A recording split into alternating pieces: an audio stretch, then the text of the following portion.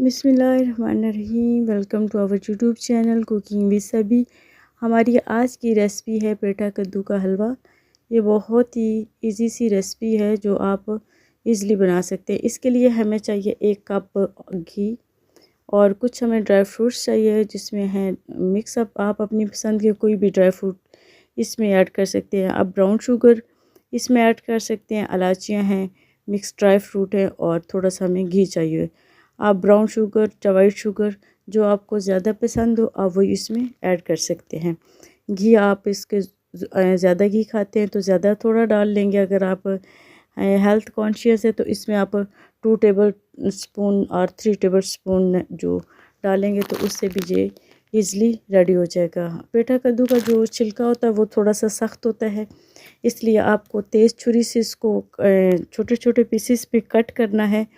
और जब आप छोटे छोटे पीसेस में आपको काट लेंगे कि पीसेस बहुत ज़्यादा बड़े भी ना रखें और बहुत ज़्यादा छोटे भी ना रखें, नॉर्मल हों। और आप जैसे कि वीडियो में देख सकते हैं, आप इससे बड़े भी रख सकते हैं और इससे छोटा भी आप इसको काट सकते हैं।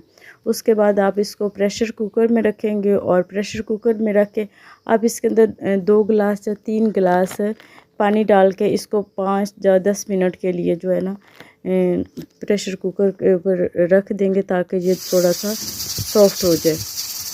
आप इसको तकरीबन 1 या 2 विसल आएंगी तो आप इसको उतारेंगे जब तो ये बिल्कुल आप चेक कर सकते हैं बिल्कुल सॉफ्ट हो जाता है।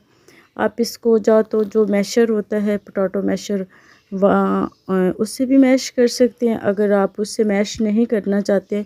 और जब आप चाहते हैं कि इसकी जो होती है थिकनेस जो होती है और इसकी बहुत अच्छी से अगर आपको लिक्विड फॉर्म चाहिए तो आप इसको ग्राइंड कर लें। आपने क्या करना है, थोड़ा थोड़ा इसको ग्राइंडर में डालना है और एक मिनट में आपको बिल्कुल एक थिक सी जो होती है ना लेयर की तरह आपको ये रेडी नजर आ जाएगा। आप वीडियो में देख सकते हैं। इसी तरह आपने भी थोड़ा थोड़ा करके इसको किसी बड़े से बर्तन में निकाल लेना और सारी जो घी है वो और शुगर वगैरह इसके अंदर डाल देनी है।